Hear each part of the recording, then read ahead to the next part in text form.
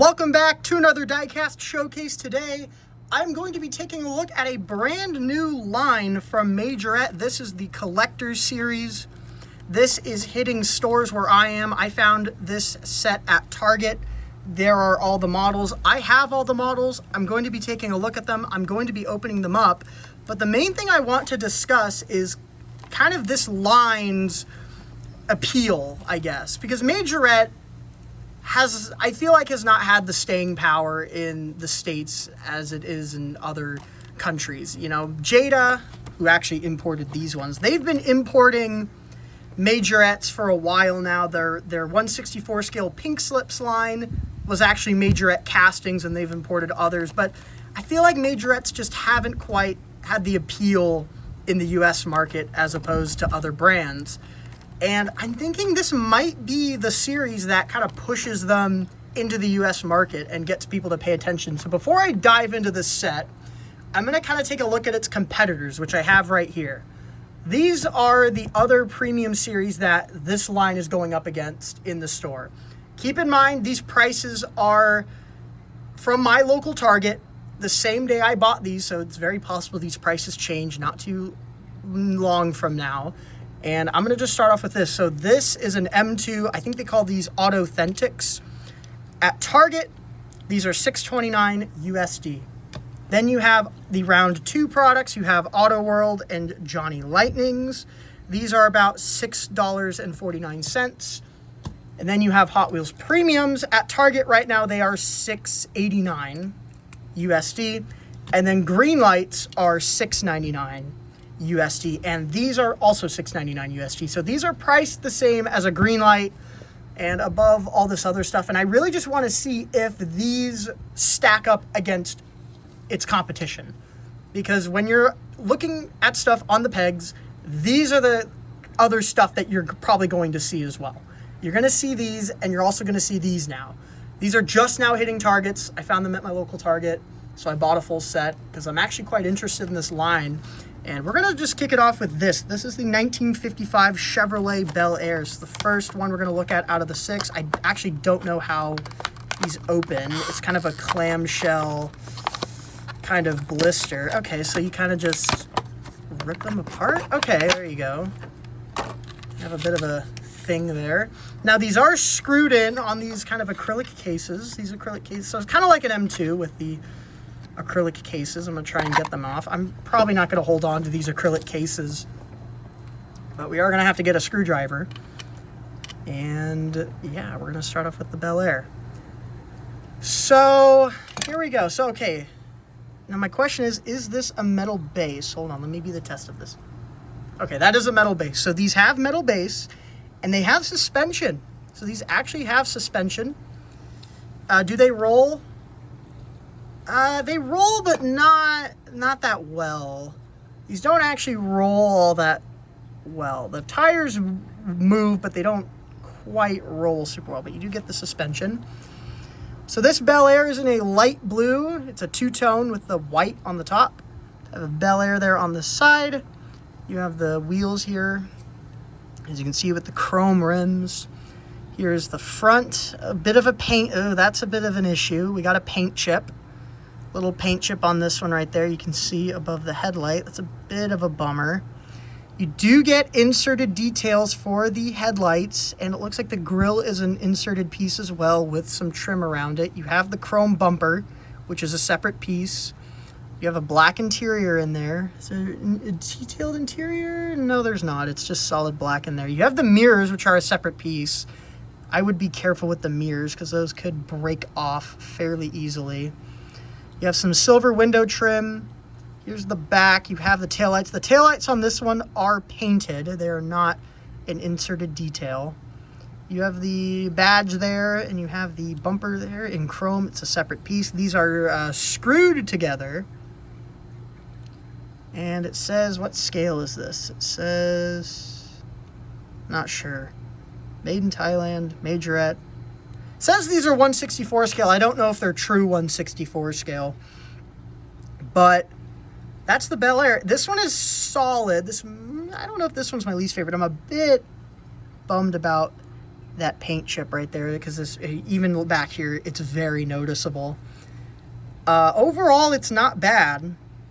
But my question is, does this hold up with something like an Auto World, which, you know, is cheaper? And I didn't pick exact models because I didn't want to go digging, but, you know, when you look at these, which one would you rather have in the store? I will say, though, for a premium diecast, this is a good attempt. I mean, it looks nice. It's pretty solid. And we're going to I'm going to move this stuff out of the way real quick. All right, we're going to take a look at, next up will be the Mustang. How about this? This is the 1965 Shelby GT 350.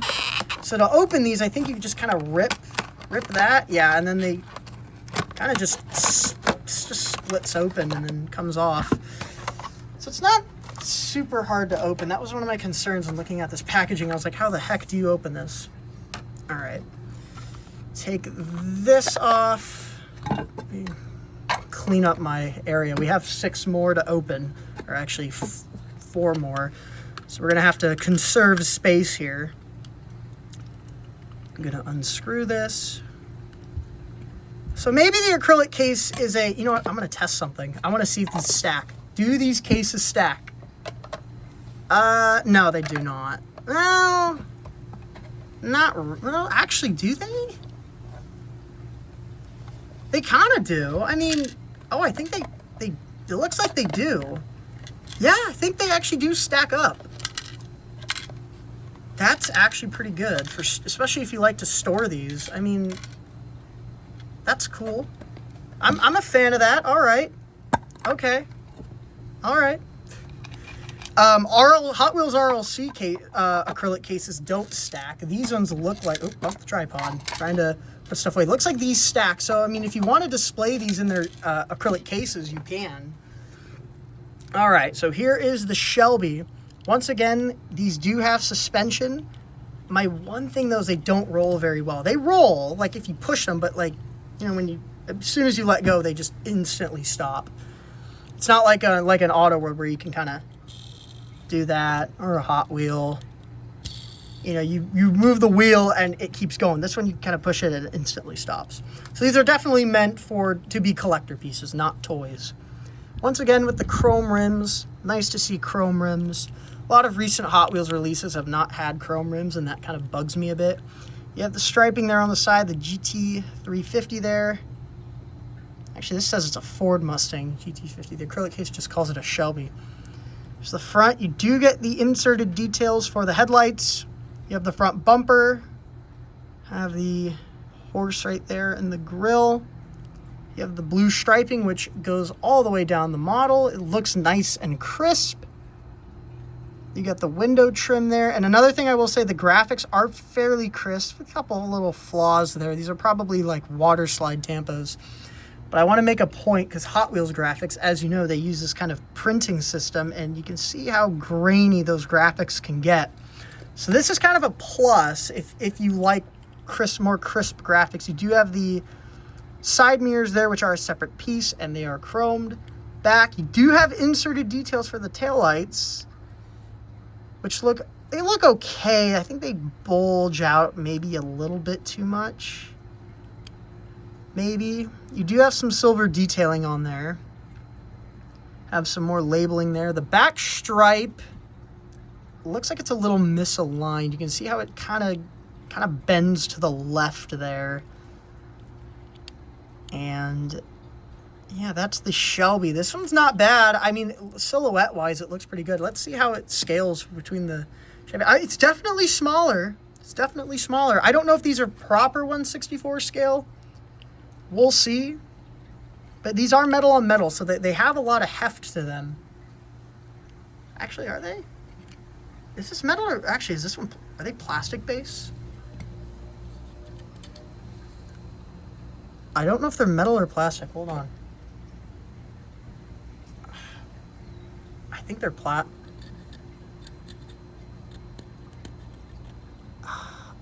I think it's metal. Because you know what? I think I can chip it. I kind of want to almost chip the base to see if it's metal. That looks like metal. Oh, wait, there you go. Okay, so these are metal base.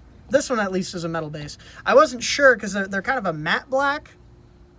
So it's kind of hard to tell if they are metal, but they definitely are metal because you can see chipping, like paint chipping around there. And so these are metal base. So these are metal on metal. Just a clarification. I don't know if it says that anywhere on the package. Oh, it does. Metal chassis and all that. Showcase as well. Yeah, so these are metal on metal. If I learned to read, I would know that. But yeah, here we go. All right, next up is the 1985 Chevy Camaro. So a lot of American cars in this set. This is a 6-car set, and 4 of the 6 are American, and 3 of those 4 are actually Chevrolets. So yeah, I hope maybe they will do some, you know, maybe these sets in the future will have more variety in terms of casting. I know I think there's some more stuff on the horizon. This is just the first series of them. So, you know, and I'm not sure if I'm going to keep these in the display cases. I'll see. I'll wait and see. But I believe they do stack up, which is pretty good. All right, here is the Camaro. And this one does have kind of the dull gray wheels that you often see on Hot Wheels premiums. As you can see there, the tires do have tread on them. It does roll. Of course, you have the suspension. Rolls decently. This one's got a bit of a wonky wheel. I wonder if it's the wheel or if it's the tire. I think it actually might be the wheel. It's a bit wonky on here. I don't know. This isn't a nice metal flake blue, though. It's actually a really nice shade of blue. But yeah, the dull gray rims. It actually doesn't look too bad on this. Not as bad as a Hot Wheels Premium. I'm not sure why. You do have the blue side mirrors there, which are a separate piece. The roof there is black. You have the black detailing there. Insert details for the headlights, which looks nice. I do like inserted details for headlights just because it provides a bit of contrast and it makes them look like actual headlights and all that.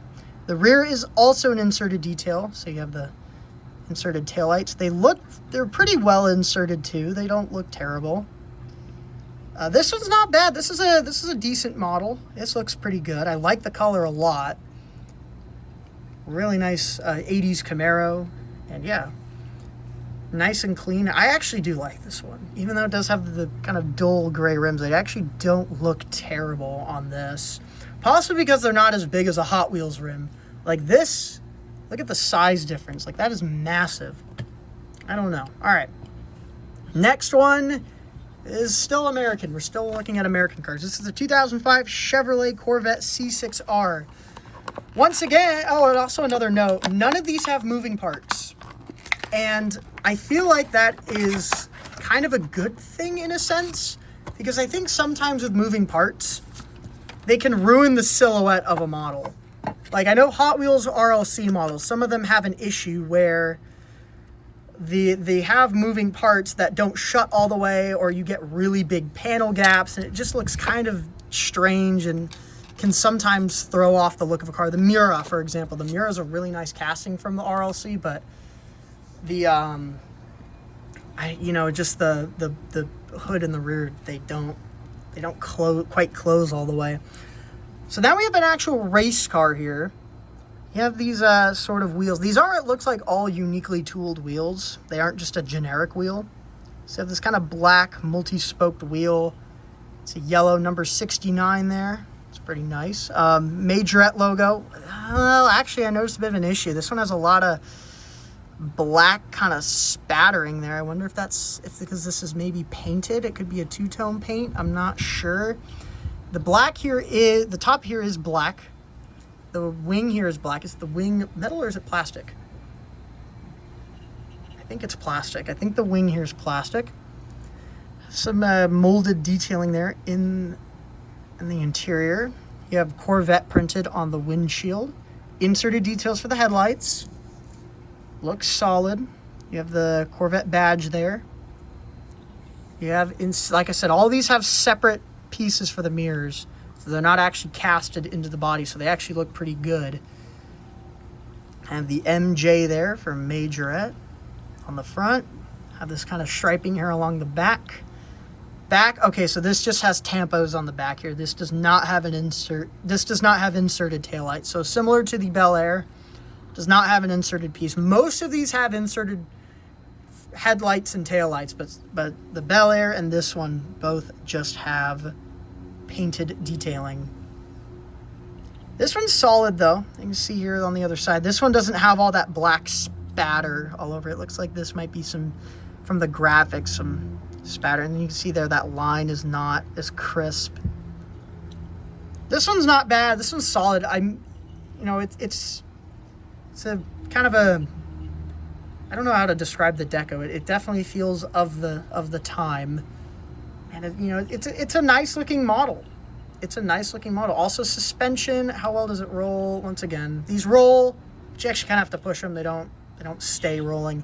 All right, let's get into the intro. Okay, this one right here, the 1975 Porsche 930 Turbo. This one has a bit of a mishap. In that it's not, you can see it's not screwed in. So when I open this, I have to be very careful because it's going to instantly fall out. It just came like this in the store.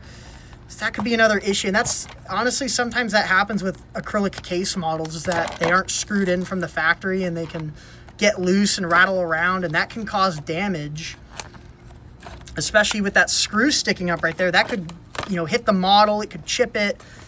So yeah, that's kind of, I think, maybe one of the downsides for these acrylic cases. They are nice to display, but if you're a loose collector and they come unscrewed like this, it could be disaster. And also the case here is actually cracked in there. Oh, you can't see the crack from there. You go. Oh, you can't see because, there you go. There's the crack. It's right there. It is on the inside. I believe it. Yeah, it is a crack. So that's a bit of a shame. Yeah, so the screw actually is screwed in. I don't know why this didn't get screwed in. I'm not sure if the casting itself has an issue. I'm really not sure. But my main concern is, did this damage the paint? Like, I really want to do a quick look around. I was looking at it in the store and it didn't look like it was damaged. I think it's okay.